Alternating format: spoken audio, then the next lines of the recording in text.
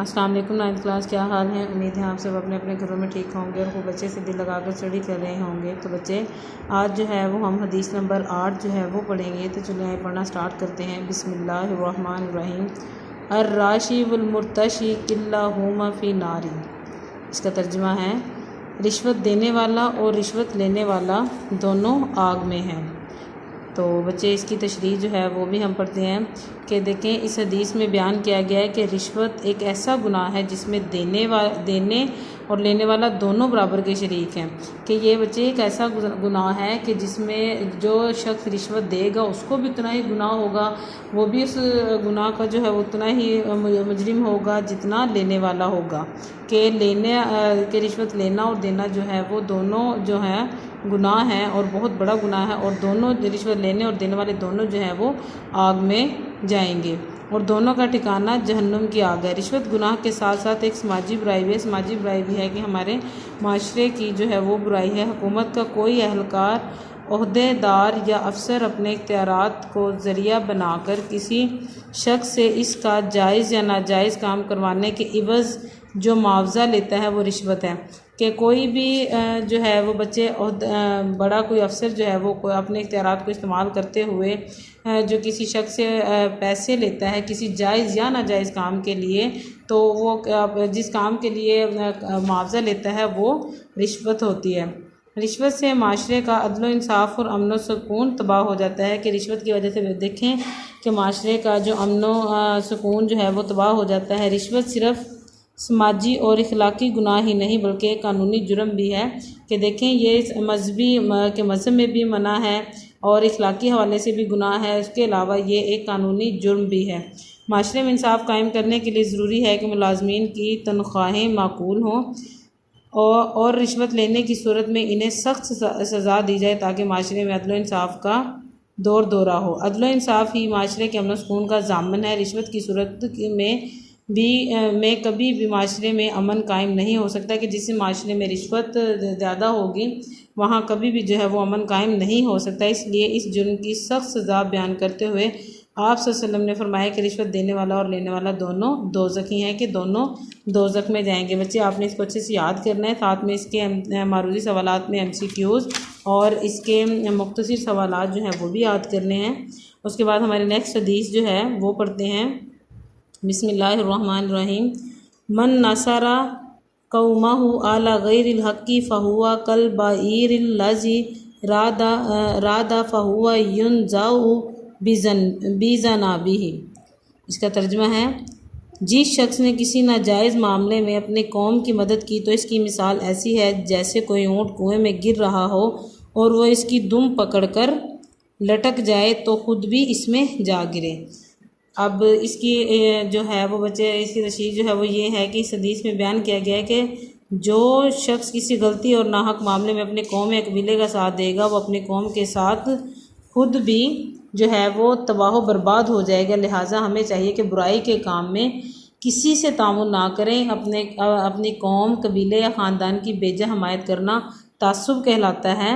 कि किसी भी जो है वो अपने कौम या कबीले की बेजा हमायत मीन के बगैर किसी वजह के जो है वो हमायत करना तासुब कहलाता है। इस्लामी माशरे की बर्बादी में इसका अहम किरदार है। इससे माशरे का सुकून तबाह हो जाता है। हमें नाजायज़ काम में किसी का साथ नहीं देना चाहिए, ख्वाह वो अपना कुनबा, कबीला या हकीकी भाई ही क्यों ना हो।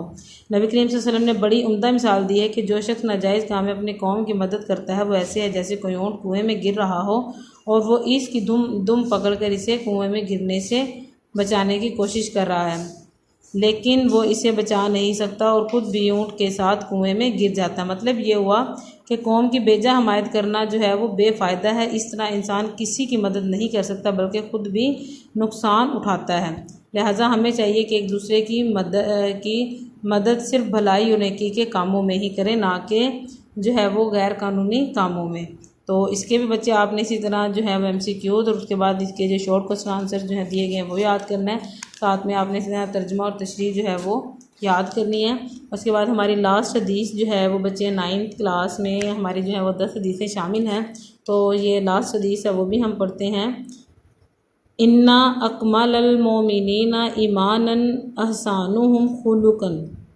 तर्जुमा है, यकीनन मोमिनों में से कामिल तरीन ईमान वाला वो है जो इनमें इखलाक के लिहाज से सबसे बेहतर है। अब इस हदीस में जो है बच्चे रसूलुल्लाह सल्लल्लाहु अलैहि वसल्लम ने बयान किया है कि हुस्न इखलाक ईमान के मुकम्मल होने की निशानी है कि हमारा इखलाक जो है वो अच्छा होगा। तो वो किस चीज़ की निशानी है कि हमारे ईमान के मुकम्मल होने की निशानी है।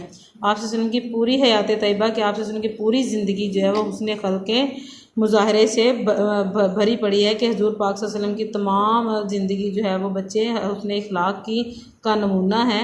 इस्लाम की तबलीग के रास्ते में कुफ़ार मक्का ने आप सल्लल्लाहु अलैहि वसल्लम को बहुत तकलीफ़ें पहुँचाई, यहाँ तक कि आप सल्लल्लाहु अलैहि वसल्लम के कत्ल का मंसूबा भी बनाया गया। लेकिन आप सल्लल्लाहु अलैहि वसल्लम ने इसके जवाब में हमेशा हुस्न इखलाक का मुज़ाहरा किया, बल्कि इनके लिए हिदायत की दुआ फरमाई कि आप सल्लल्लाहु अलैहि वसल्लम ने हमेशा अपने अच्छे इखलाक का मुज़ाहरा किया, ना तो उनसे बदला लिया बल्कि उनके लिए जो है वो हिदायत की दुआ फरमाई। हुस्न खल्क़ अच्छा इखलाक जो है वो बच्चे के जो है वो उसकी बदौलत ही आप सल्लल्लाहु अलैहि वसल्लम इस माशरे की के बेहतरीन फ़र्द थे कि उसने बदौलत मीन कि आप सल्लल्लाहु अलैहि वसल्लम अपने इखलाक की वजह से ही जो है वो इस माशरे के बेहतरीन फ़र्द थे। आप सल्लल्लाहु अलैहि वसल्लम के हुस्न खल्क़ का सबसे बड़ा फ़ायदा ये था कि बहुत से लोग मुतासिर होकर मुसलमान हुए, कि आप सल्लल्लाहु अलैहि वसल्लम के अच्छे इखलाक की वजह से ही लोग जो हैं वो मुसलमान हुए थे। आप सल्लल्लाहु अलैहि वसल्लम का इखलाक सबसे बुलंद था। आप सल्लल्लाहु अलैहि वसल्लम मोमिनों में से भी हुस्न इखलाक वाले शख्स को सबसे अफजल करार दिया है कि जो मुसलमान है, मुसलमानों में से भी वो शख्स जो है वो सबसे ज़्यादा अफजल है जिसका हुस्न इखलाक जो है वो अच्छा है। इखलाक ही वो क़ुव्वत है जो नफ़रत को मोहब्बत में बदल देती है। अल्लाह ताला की तमाम मखलूक़ात हमारे हुस्न खल्क़ की हक़दार हैं। हुस्न इखलाक में लोगों से मोहब्बत, सदाकत, अमानत, इंसाफ़, एहसान, अफ़्व, दरगुज़र और सब्र इस्तिक़ामत शामिल है। हुस्न इखलाक ही से इंसान की शख्सियत का ज़ाहिर और बातिन मुकम्मल तौर पर वाज़ेह हो जाता है। इस अमल से इंसान अपने दुश्मन को भी ज़ेर कर सकता है कि बच्चे देखें एक इंसान कैसा है, कि उस इंसान का दिल जो है वो कैसा है, वो किससे हमें पता चलता है, उसके इखलाक से ही। और उसके अलावा एक हमारा जो हुस्न इखलाक जो है, अच्छा इखलाक जो है वही एक बच्चे एक हथियार है जिससे हमारे दुश्मन जो हैं वो भी मुतासिर हो सकते हैं। और जैसे हजूर पाक वसल्लम ने देखे, हजूर पाक वसल्लम के इखलाक की वजह से ही जो है वो दुश्मन लोग जो हैं वो मुसलमान हुए थे और ईमान लेकर आए थे।